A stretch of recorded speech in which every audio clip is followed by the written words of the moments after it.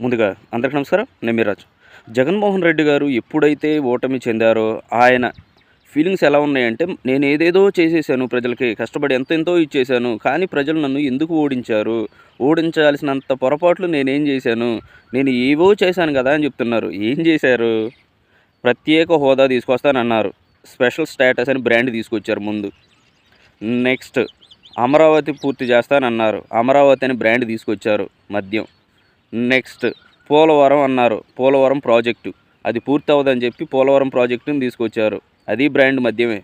Next ప్రత్యేక railway zone అది కూడా మద్యంలో బ్రాండ్ తీసుకొచ్చారు. ఇవన్నీ మద్యం బ్రాండుల్లో తీసుకొచ్చి, సరే ముసలోళ్ళకన్నా ఏమన్నా చేసావా అంటే, ముసలోళ్ళకి 2000 ఉన్న పెన్షన్ని 3000 చేస్తానని చెప్పి చంద్రబాబు నాయుడు గారు ఎవరైతే ఉన్నారో ఆయన మాట ఇవ్వడం జరిగింది. తర్వాత మనం ఏం చేసాం?